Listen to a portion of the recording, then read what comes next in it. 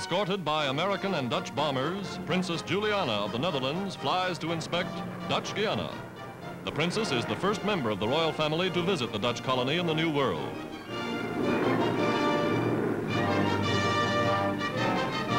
Over Netherlands territory in the Caribbean, natives salute the princess with a V for victory.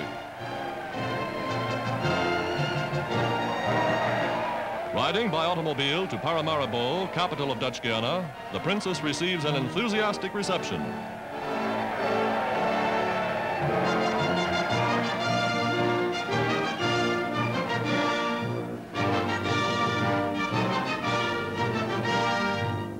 At Government House, she reviews contingents of Dutch and American troops on guard in this area.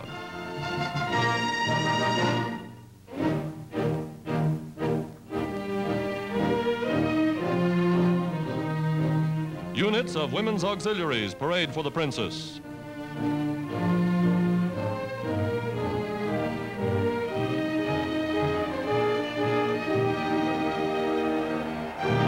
Market women in native dress furnish a colorful aspect to the popular demonstration.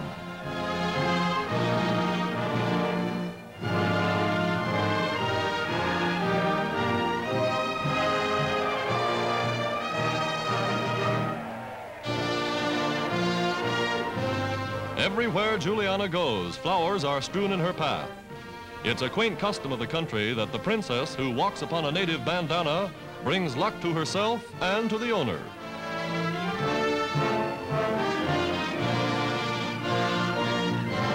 At Fort Amsterdam, chieftains of the bush tribes come to pay their respects. Throughout the entire colony, Princess Juliana is inspired by the loyalty shown to the House of Orange.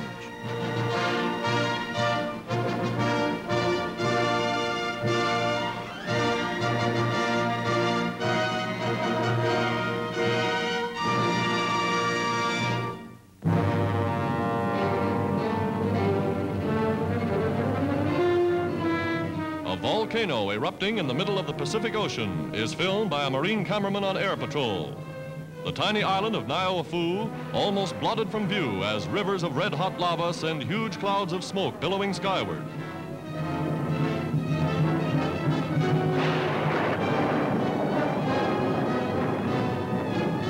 Mariners unable to find anchorage in the deep waters offshore call the place Tin Can Island because mail is floated ashore in tin cans. A Polynesian village on the island has been abandoned. Nature's fury providing a spectacle of turbulent grandeur.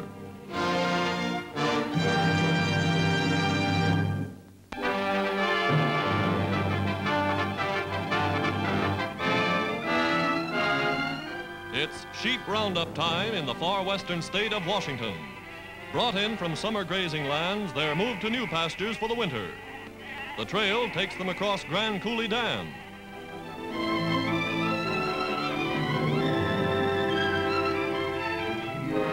Guards, accustomed to wartime restrictions against tourists, agree that the grass is always greener on the other side of the dam, so the herd goes over to find new quarters.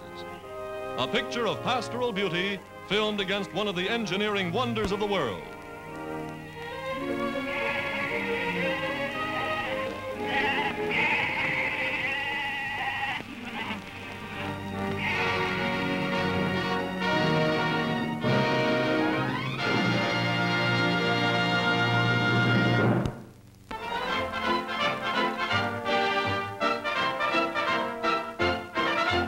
Introducing Canada's Mr. and Mrs. Larrier. In English, Larrier means happy, and Papa and Mama have 17 growing reasons for happiness. From Jeannette, 22, to Gilles, just 2 years old, they all work on Papa's 100-acre farm.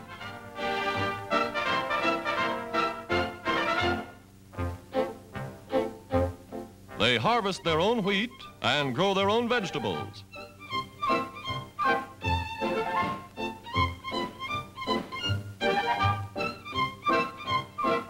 In good weather, the noon meal is served in the fields. Fresh milk from their own cows.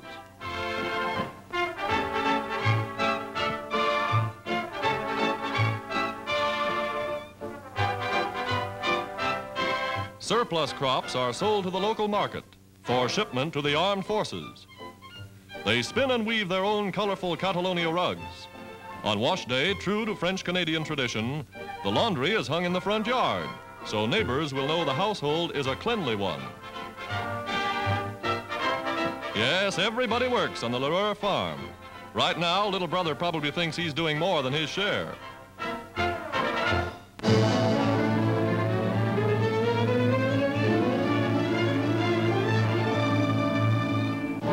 A United States Navy task force moves against the last major Japanese base in the Solomon Islands, Bougainville, an enemy air and naval station from which men and weapons once were attacking Allied positions in the South Pacific. The fleet puts into Empress Augusta Bay.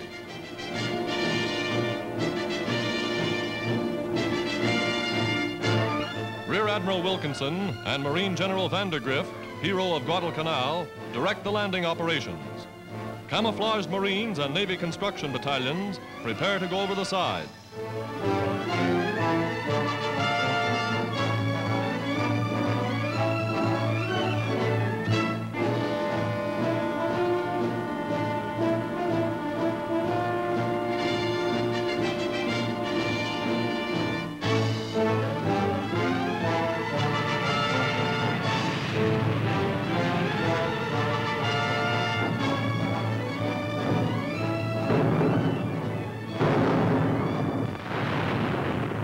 Japanese planes bomb and strafe the incoming forces, but Coast Guard and Navy barge crews keep pouring reinforcements ashore.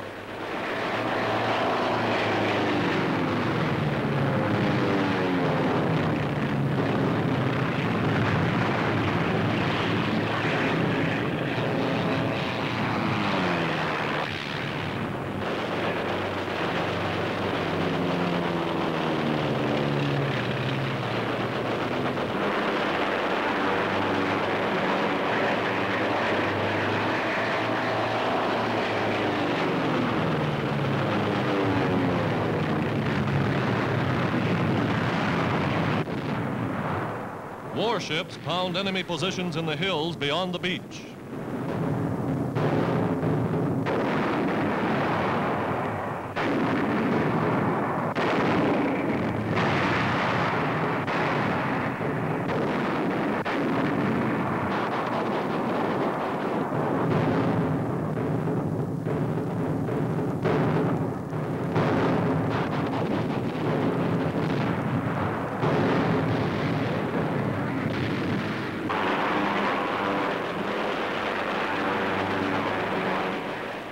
American planes roar to the attack, driving the Japs from the sky. A barrage of enemy fire is hurled against the invasion boats, but still they come in.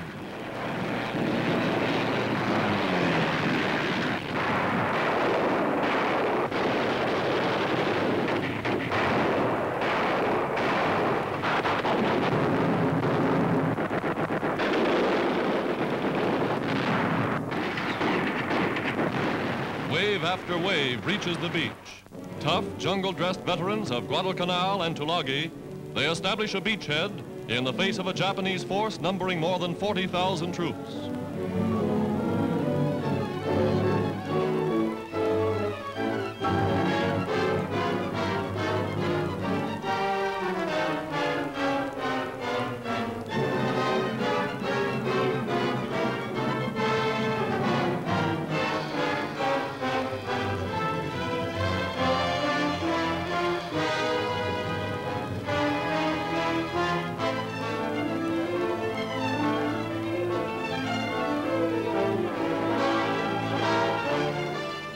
Enemy positions and pillboxes are silent and shattered.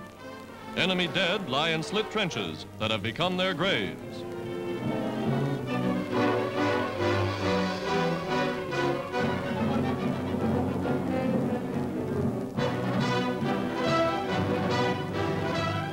Landings on Bougainville put United Nations forces 260 miles from Rabaul, gateway to Japan's last strategic outpost in the South Pacific.